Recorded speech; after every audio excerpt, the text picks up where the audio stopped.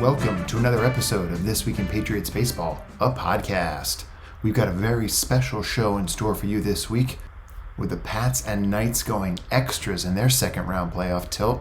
The team here at This Week in Patriots Baseball, a podcast, we're working overtime as well. Of course, by now you likely know the Cardiac Pats gutted out a huge 5-2 win versus the DC Knights in 10 innings, advancing in the winner's bracket of the FedBall playoffs. Yours truly was in the middle of all the fanfare with live post-game reaction, including an exclusive interview with Patriots manager Keith Fischer. So, let's send it down to the field. Here's my one-on-one with a very stoic Patriots skipper. To the field, we've got Patriots manager Keith Fischer standing by. Keith, welcome to This Week in Patriots Baseball, a podcast. Wow, what a win. Late drama all around. But the Patriots are alive and kicking in the winner's bracket here in the FedBall playoffs. Your immediate reactions to a big win over the Knights? Oh, man, that was one for the books. One of the biggest wins in our history, I would say, as an organization. I don't think that's overstating it. So, we're definitely feeling the high right now. And we're going to enjoy this for the rest of the day because that was a very hard-fought win against a good team, a team that's been a thorn in our side for a long time. Obviously, we may not be done with them for the rest of the way, but wow, what a game. Just, you hate to have any team lose that game because it's just well played on both sides, and it just feels real sweet to come out on top. All right, there was plenty of drama late in a 5-2 Patriots win. It required extra innings. But first, today's game marked the return of Paul McClure to the mound, his first postseason appearance in a Patriots uniform, and his first game action in probably close to 3 weeks. Keith, what'd you see from Paul today on the mound? Yeah, I think that was the biggest question mark coming in. How was his conditioning going to be, and how sharp was he going to be, given the long layoff? But for the most part, I think if you would ask him, he would probably tell you that he wasn't quite as sharp as he normally is, even. But any concerns we had about that were laid to rest pretty early. He came out looking great, and ended up having 10 strikeouts over the 7 innings that he was out there. So it's really what we've come to almost expect from Paul. I mean, the guy has just been absolutely phenomenal for us. And he's a big reason why we've made it this far. And he put in another great performance today, and it was great to see. Obviously great to have him back, and we're looking forward to him building off this outing as we move forward in these playoffs now. All right, well, it was a pitcher's duel through the early innings. Really a pretty quickly moving game. We get into the latter innings. The Knights do push across a single run, and while the Patriots were stymied, it wasn't for lack of hard-hit balls. There were plenty of barrel balls, all over the yard, and they were just finding Knights' gloves in one form or another. But the Patriots do tie it in the 7th on a big Jeff Gregorio hit. Keith, do I have that right? Was it Jeff Gregorio with a hit? I'll check my notes here. I believe it was Jeff Gregorio. Jeff Gregorio. Okay, we just want to make sure we get that right. It was Jeff Gregorio ties it in the 7th. And actually in the 9th, the Patriots go ahead, top of the 9th, 2-1. And yeah, it looks like Jeff Gregorio had the go-ahead sac fly as well there in the 9th. Is that right, Keith? Hold on, let me double check. That would be correct. It was Jeff Gregorio again. So big day at the plate for Jeff Gregorio. Kudos to Jeff because he also took a curveball in the dirt, bounced up and hit him right in the jugular. And, he was winded there for a second, but shook it off and, finished out the game. So Jeff gets beat up a lot there behind the plate, but certainly we appreciate his efforts both defensively and especially today offensively with those 2 big RBIs.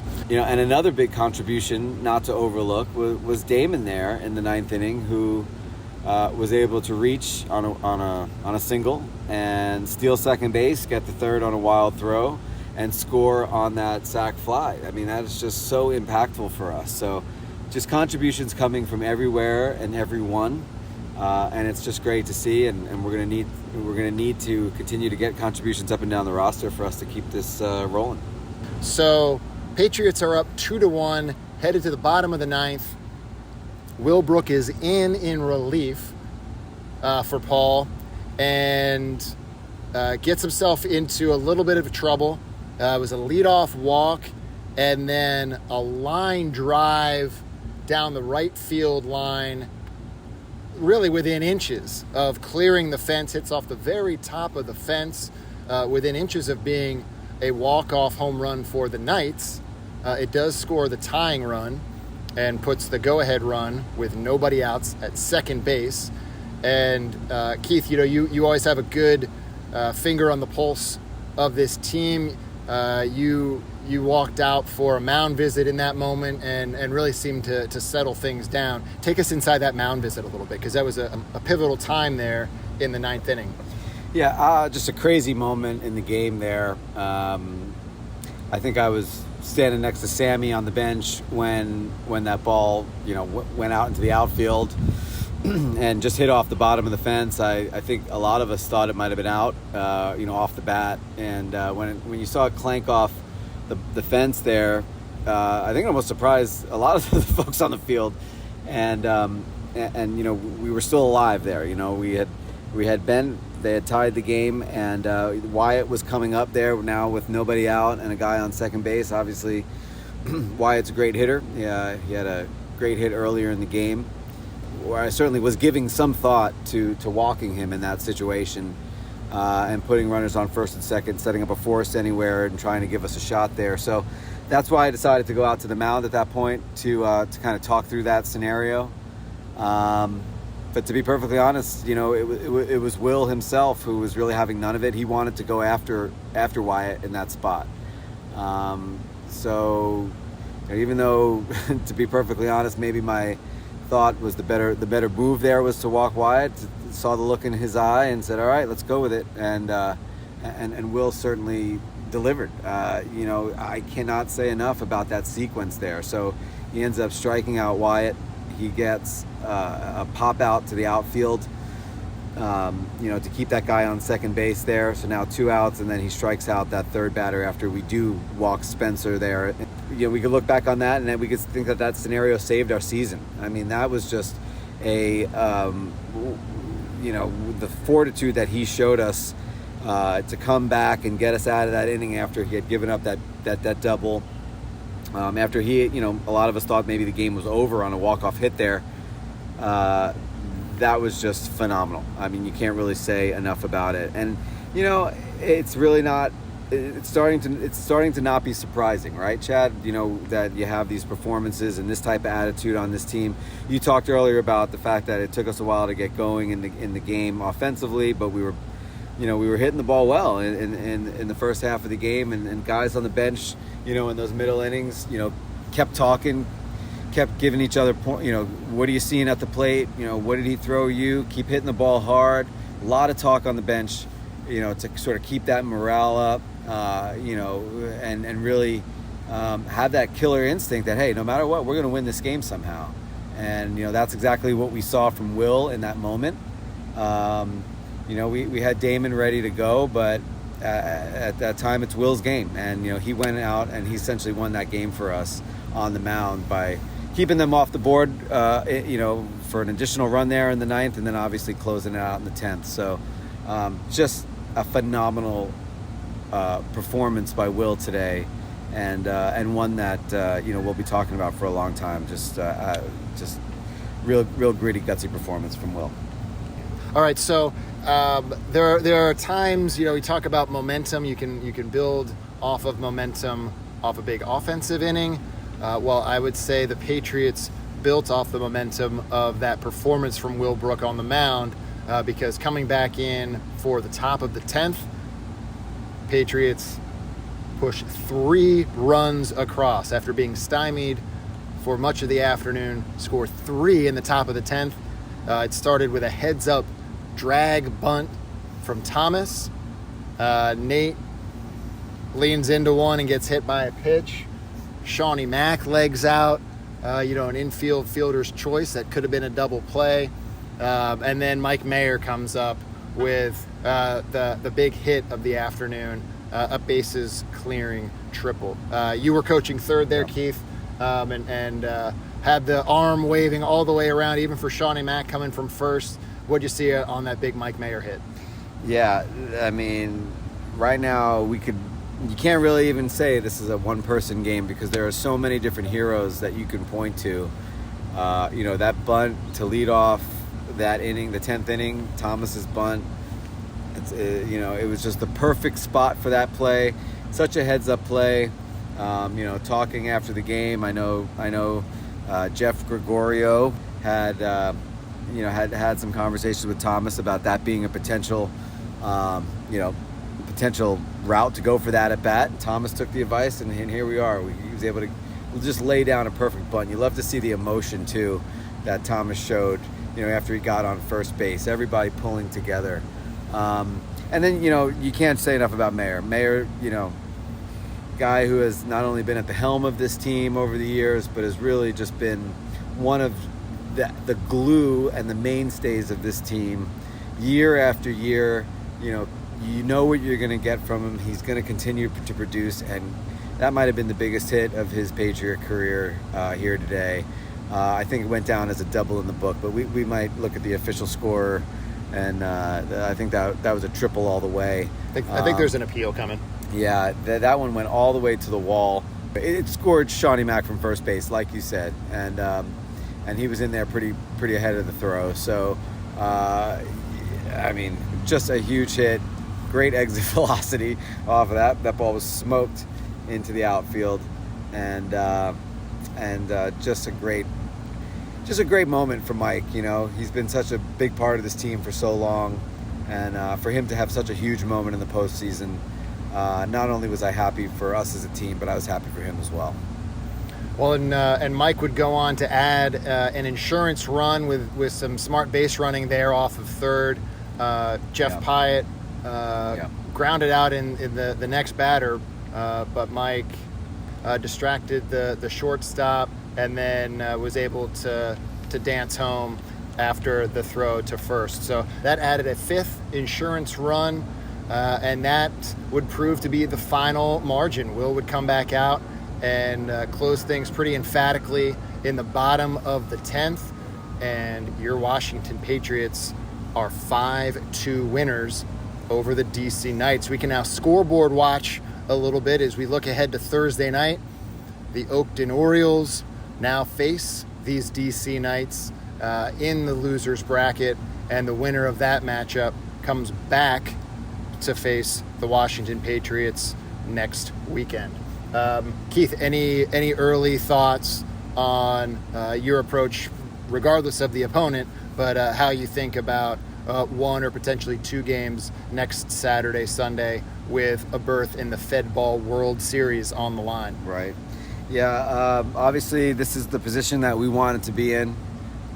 Needing to only win one game next week as opposed to needing to win 3 in a row, essentially, over 4 days. So we've accomplished a lot by winning this game. And, we could celebrate that today and then start to turn the page tomorrow and look toward next Saturday. We'll have some conversations as a front office, as a coaching staff this week, to see how we approach that game. And then we'll come up with a game plan and move forward. But obviously we've put ourselves in the position where we wanted to be.